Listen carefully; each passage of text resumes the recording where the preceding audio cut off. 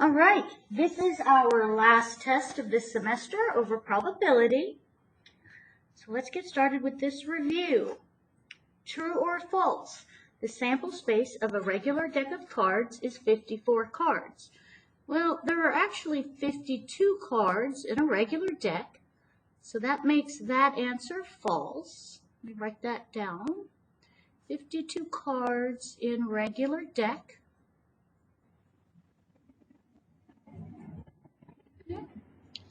Next one, true or false? An independent event will have no influence on another event.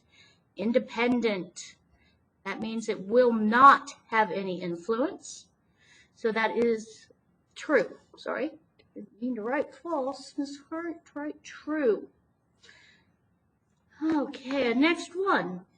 A dependent event will not be influenced by a prior event.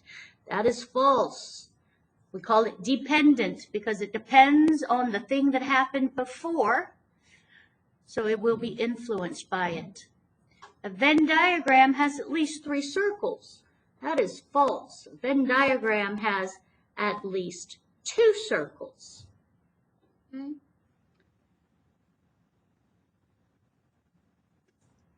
And that is not a D, guys. That is a C and an L. All right. The factorial symbol is a question mark. That is incorrect or false. The factorial symbol is an exclamation point.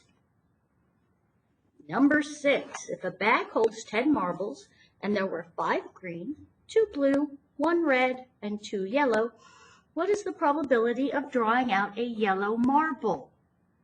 Okay, so for this process, we take our yes events and divide it by the total number of events. Total events possible. So yes events for yellow is 2, and 10 marbles is my total possible events to pull out of that bag. So I'm going to reduce that fraction, and then I'm going to turn it into a decimal and a percentage. Okay? On your test, I do not remember whether I gave this answer as a fraction, a decimal, or a percent, but you need to know how to work all of those. To turn a fraction into a decimal, I'm going to do 1 divided by 5.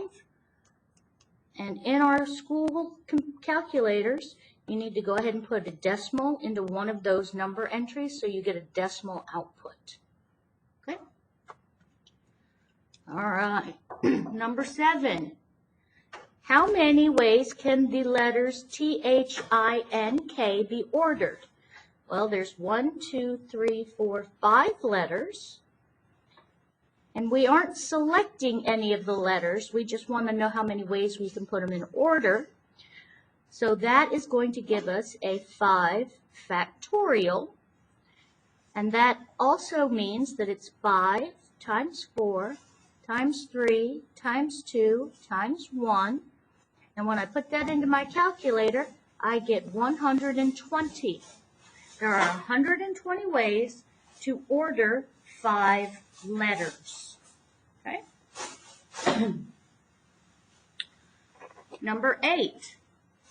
Which is the correct tree diagram for flipping a fair coin 3 times? Well, let's look at our options. This first one, I flip a coin, I can get head, tails. The next time I flip, I can get head, tails. Whether I got a head or if I got a tail, and I flip it again, I've got head, tails. So guys, this is stage 1. This is stage 2. This first one is the option of rolling, or not rolling, oh goodness, of flipping a fair coin 2 times. This one is flipping a fair coin 1 time, and by process of elimination, or stage 1, stage 2, and stage 3, the last one is the tree that shows flipping a fair coin 3 times. Okay. 9 and 10. We have a large group of people and we want to narrow down our selection. This is combination and permutation. How do we know which one to use? Okay. Combination means that there is no status associated with being chosen. And that if you're chosen, great, everything is the same. It's the same prize, it's the same status position, it's the same everything. Okay? So I don't care whether I'm chosen first, second, or third, as long as I get chosen. Fair enough? So we have a group of 6 people running for 2 at-large city council positions. How many ways can the positions be filled? Okay. 2 at-large city council positions, those are the same position. Okay. One is not more powerful than the other, so that has the same status or the same prize. Okay. So on this one, we are going to use combination. And our combination formula, NCR, equals n factorial over r factorial times n minus r in parentheses factorial, where n is the pool. We've got 6 people to choose from. I need to select it down to 2, so r, my selection, is 2. Now I'm just going to fill things in. Okay. So n6 factorial over r2 factorial times 6 minus 2 factorial. Okay. I'm going to do a little bit of cleanup. 6 factorial over 2 factorial, 4 factorial. Now recognize that these are not like terms. That exclamation point is an abbreviation of 6 times 5 times 4 times 3 times 2 times 1. And 2 times 1 times 4 times 3 times 2 times 1. So you're not really doing any computation yet when you get to this stage. But once you have everything in either a whole number or a factorial form, we are going to write it as an expansion. Okay? So 6 times 5 times 4 times 3 times 2 times the one I'm not going to write, over 2 times 1 that I'm not going to write, times 4 times 3 times 2 times 1, which I'm not going to write. That is my expanded form. Now I'm going to take anything that I can that is the same in the numerator and the denominator and reduce those to 1. 4, 3, 2. And that leaves me 6 times 5 divided by 2, or 30 divided by 2, which ends up being 15. Okay. In number 10, a group of 6 people are competing for the gold, silver, and bronze medals in swimming. How many ways can the medals be awarded? Well, status or different prizes mean I am going to use permutation. Okay. President, vice president, secretary also would use permutation.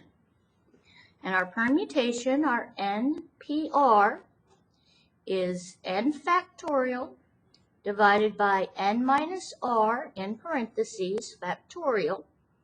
Now, our definition of n and r do not change here. N is the pool. 6 people are running.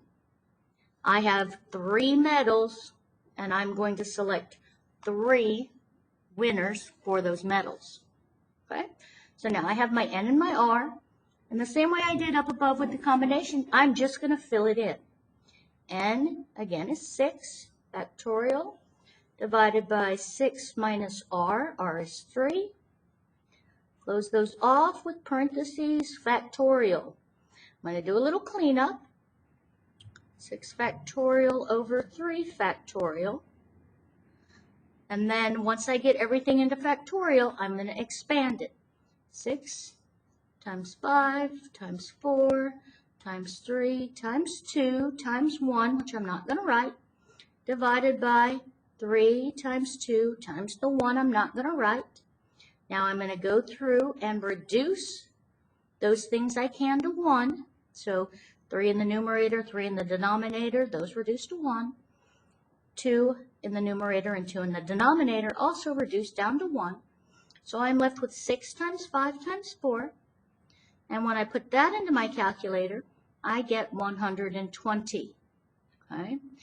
Now then, you guys, Please remember to read the questions carefully because I changed something in each question, okay? So even though the first few words may be exactly the same between this review and your test, that doesn't mean that all of the words are the same between this review and your test. I don't want you to make careless errors on this. So be a little bit careful in the way you read them.